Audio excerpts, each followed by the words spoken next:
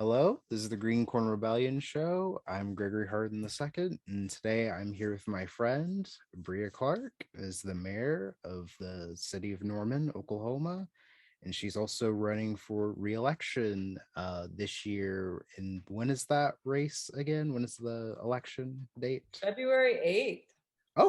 Okay, 3 days after my birthday. So that's cool. All right, I didn't know it was that quick. I thought it was like in April or something like that. No, the runoff is in April, and it's actually Okay. a day before my birthday. Okay, cool. All right. Well, how are you doing today? Hanging in there. You got to roll with the punches. And luckily, our first lockdown, it's hard to believe it was almost 2 years ago, I know, has right? prepared us for working and connecting and leading in a virtual setting. So I'm good with it and excited to get back to Norman next week.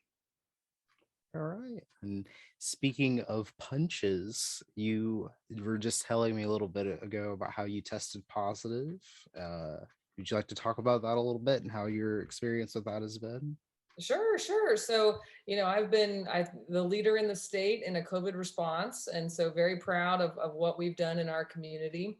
And if you look at the number of cases and number of deaths, unfortunately, per capita, Norman has fared better than any large city in the state of Oklahoma, which is fantastic. And so I was honestly hoping to get through this pandemic having not ever contracted the COVID-19 virus. Unfortunately, my day job, the one that actually pays me, I teach study abroad. And so I don't know if it was the airport, I don't know if it was the students, but I managed to catch COVID-19 here. And here is Costa Rica. And I want to commend them on their concerted and united effort from the national level on how they handle COVID-19, but it's also very strict. And so I am like stuck in here. I can turn off my background shortly. Uh, I am stuck in this hotel room for 10 days and 3 down, 7 to go before I can return home. So rolling with the punches, but again, in a virtual setting with all the tools that we have, it has not been a setback. And it's not ideal, but as I said in my little announcement video, it's certainly not insurmountable. All right. Well, let's see. Speaking of the pandemic, it was actually one of the other questions I had later on, but since we're starting out with that, I guess I'll ask, how do you feel about your handling of the pandemic over the last 2 years? There was a mask mandate, I believe, for about a year or so. I'm sure there was some other little precautions that you guys took. Would you like to talk about that and how you feel about that? Sure. As I touched on, Norman has done better than any large city in the state by the data. It's proven. So we were the first city to declare a state of emergency. We were the first city to put a mask mandate by ordinance into law, and the last one to take the mask mandate out of law. We continue to wear masks in council meetings, which is it's voluntary, it's not required, but council is leading by example. And when we return, I was supposed to return this Tuesday, but the following Tuesday we're supposed to have our seats in the chambers marked off to once again encourage social distancing. So it's certainly a challenge. I think people hoped that it wouldn't go on this long, and I continue to meet with my emergency management team. Monday will be I think it's Tuesday morning actually, our 100th meeting. So when things were better, we met, every few weeks, and now we're back to meeting weekly. And in the meeting last week, I asked Dr. Bratzler, is this it? Is this finally the herd immunity that we've all wanted and craved so we can move on? Because everyone I know has it. Schools are closing, hospitals are full. And his answer was not what I wanted. He said, unfortunately, no, because this virus will continue to mutate and we'll start all over again. So we've got to learn to adapt, unfortunately. And I think we're all tired of it, but it's what we got. So what I tell my students and my kids and myself sometimes, you can feel bad about it and feel sorry for yourself, but give yourself like a deadline, like Wednesday, and then stop, because we can't control it. We don't have a time machine and there's nothing we can do about it. So all we can do is make good choices and lead by example. Yeah, I agree with all of that. Episodes of the Green Corn Rebellion show are sponsored by Oklahoma Progress Now. Oklahoma Progress Now is a 501c4 organization focused on building progressive power in Oklahoma. Their primary efforts are on developing progressive content for a 21st century audience, coalition, and capacity building across progressive organizations and causes, and working to see elected leaders who are more responsive to their constituents and the needs of the many. Areas of focus include progressive messaging and communications, coalition building and resource sharing, and focused progressive policy goals. You can check out their Twitch live streams, and they go live on Facebook on at noon, Monday, Wednesdays, and Fridays. Please support this organization. It's a really great organization. It's just getting started here in Oklahoma. Thank you. Now enjoy the rest of the video. So, what are some things that you have been proud of doing or handling within the last few years that you've been mayor? There's a lot, actually. I gave my first State of the City in November. And so I was sworn in 2019 and didn't give one then because I think Mayor Miller had done one earlier in the year. 2020 was 2020. So 2021 was my first time actually doing it. And it was 45 minutes of pure awesomeness. And it's crazy to be optimistic right now, but we are on the right track and stronger than we've ever been. We have a 1.6% unemployment rate, the highest sales tax revenue ever. We're putting in solar arrays at the water treatment plant and the water reclamation facility to help us reach our Ready for 100 initiative goals. We continue to be the most inclusive community in the state, which is documented by our recent updated score from the Human Rights Campaign. It's called the Municipal Equality Index. When I became mayor, it was in the 40s, the low 40s. And now this year, I'm proud to say we scored a perfect 100. And that's a big deal. And then I've had some other fun initiatives on the side, continued my mayor's book club. This year, I joined the Move with the Mayor National Initiative to help highlight physical fitness, but also a lot of the neat facilities we have around our community that I don't think people even realize are there. And we received gold status on that. So it's been, again, what's the line? It was the best of times, it was the worst of times. That's kind of how I feel my first term has been. But I'm excited enough for the future and confident enough that we're on the right track that I'm running for a second term. All right, that sounds good. What's been your favorite part of being mayor? I mean, it could be something in general or a specific thing that happened or that you went through being mayor. It's always connecting with residents and the younger ones, honestly. I think it's reminding them that local government is not only here, but it matters and it's the most important level of government. And sharing with them that their perspective matters just as much as anyone else's perspectives. And so I've really enjoyed my student resident roundtables, which I recommend every college town mayor have because it's a unique experience for the what I call student residents in your community. But I also have one for 6th through 12th graders. And so to hear what they care about, like literally gives me hope for the future. These future Norman residents, we're in good hands. So it's that kind of connection. You know, I hosted a girls empowerment event for middle school age girls. It was actually in March of 2020 before the world shut down on International Women's Day, March 8th. And I recently, I guess about a couple months now, got a thank you note from one of the girls that attended. So like a year and a half later, and it literally brought me to tears. She talked about how she learned a lot about being a feminist and her own confidence. And she's an engineer and didn't like that there weren't enough women in her engineering program. So she's gone back to middle schools to help recruit engineers. And I'm a role model for her and changed her life. And that stuff is so heavy. Like, I never thought I would change lives and then in the pandemic save lives. And I have. And it's very, very rewarding.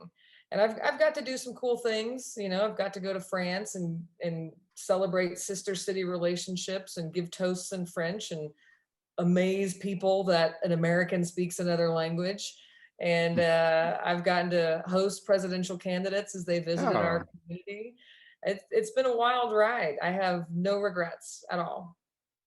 all right. Yeah, I was about to ask you about the bringing all the different presidential candidates because one thing I like getting to tell people, especially students, whenever I sub, is that in 2019, I still can't believe this is almost, what was that, 3 years ago now? Bernie Sanders, he had a rally in Norman, and I got to volunteer at it. And whenever he took a picture with the volunteers at the end of it, my mom got to hug him in the picture, and I got a video of that before we took the picture. Aw. It was pretty cool, and that happened because of you helping him get here. So yeah, thank you for that. No, you're welcome. I mean, all presidential candidates were welcome, all parties. It just shows that people around the nation acknowledge how active Norman constituents and voters are. And I really appreciated that. So I welcomed everyone with open arms.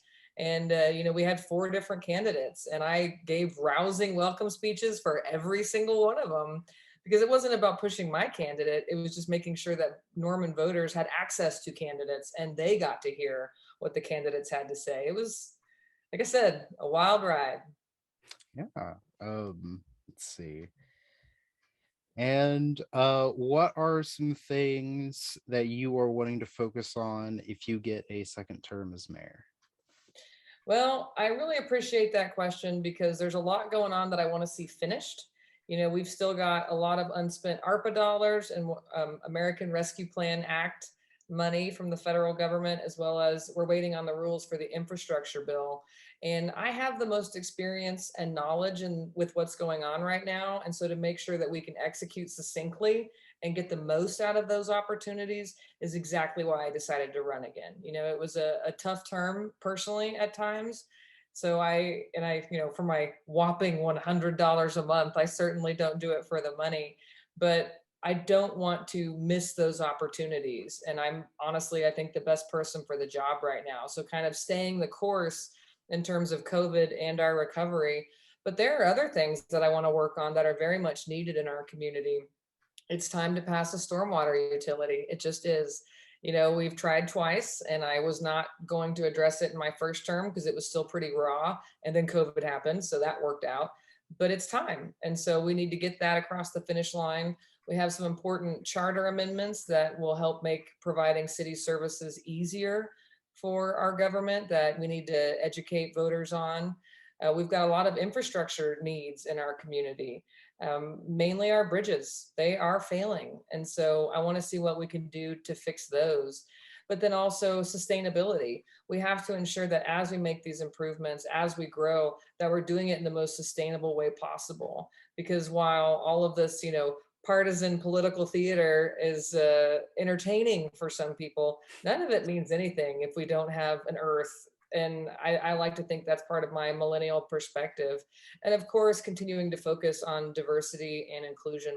I'm very proud that in my term as mayor, the city of Norman hired our first chief diversity and equity officer and our first sustainability officer. So I've made actual movement on things that I care about.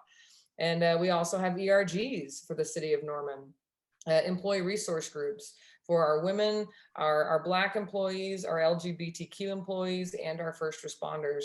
And some people are like, well, why are you so excited about that? Local government isn't the sexiest thing in the world, even though it's very important and never boring. But we need to make sure we're retaining, but also recruiting top talent. And we need these younger people. And I know for a fact that it's things like ERGs and that focus on the whole employee, not just the employee, will be huge for the city of Norman in that area. So I'm excited to see us continue. All right, that all sounds good. So uh, whoa, whoa, whoa, whoa, whoa! Stop what you're doing. Okay, if you like this video and you like the other content on my channel, please hit the like button on this video. Also, go hit subscribe like right now. And also, when you hit subscribe, click the bell so you can get notifications whenever I put out a new video. So, thanks. All right, enjoy the rest of the video. Last question is, what kind of music have you been listening to lately? Okay, love this question. So I have been on a big Dua Lipa kick, a Okay. big one. So I am scheduled to see her in Houston in March with my little brother. I keep saying little, like he's, a child. He's, taller than I am and 34 and married, but he'll always be my little brother. So that was my Christmas gift to him and his wife. And so we're gonna do that. And so she's been on repeat. Halsey, a lot of strong women are in my playlist right now. But then I'll always go back to the classics. I love me some Fleetwood Mac, Elton John, a Led Zeppelin. So if that gives you the aspect of my, or Annie Lennox is one of my all-time favorites. Bruce Springsteen. So a weird glimpse into my very diverse interest in music.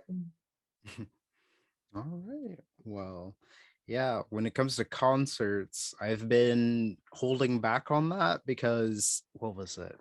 Right before the pandemic, I was scheduled to go to four different concerts and they all ended up getting canceled and rescheduled. And, after that, I was like, okay, I don't think I'm ever. Oh, yeah. One of the concerts I was supposed to go to, I was supposed to go in April of 2020, and then it got rescheduled or canceled and then rescheduled, and they rescheduled it for September of 2021, and ended up getting canceled because members of the band got coronavirus. So so after that I was like, okay, I'm not purchasing tickets to a concert for a while now because I can't trust that the Oh, concert's actually gonna happen. I know. And now we're seeing you have to like try and pick a time in between waves of variants. Yes, So I'm because like yeah, because like what was it, September? Yeah, because like September was like another wave of cases, and like right then, and I was like, damn. So yeah, I I had to know. miss it.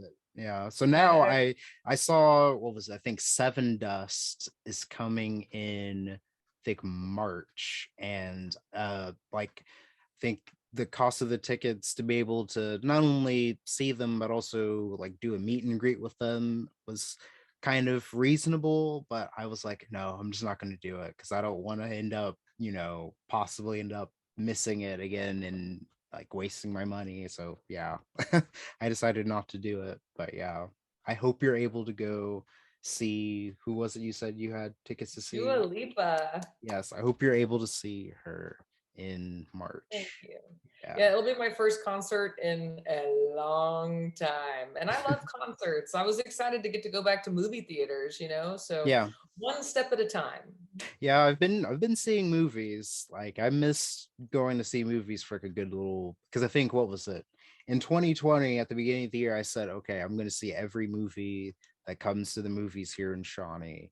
And then March, the movie shut down and didn't open back up until like, I don't even remember, like late September or something later in the year. And by then I was like not sure if I wanted to go to the movies, but didn't really matter because they'd shut down for like 6 months. So it was like, okay, I failed at being able to see every movie that came to the movies because the movie shut down. So Yep, not your fault. Not your fault. yeah, but I've been going back to the movies for like the last year or so. Oh no, after I got vaccinated, that's when I started going. When I got my second shot, that's when I started going because I felt Agreed. comfortable with it again. But yeah, but yeah, thank you so much for coming on. Where can we find you on social media and your campaign website and any volunteering opportunities? Would you like to plug those? Oh, yeah, definitely. All of my information is Clark for Norman, FOR. So clarkfornorman.com, at Clark for Norman for Instagram, Twitter, and Facebook. I actually just posted opportunities tonight to sign up for volunteering, yard signs, and to make the most of my unique situation. I'll be doing later this week Facebook Live and Instagram Live. So I hope you all will join me for that. All right, cool.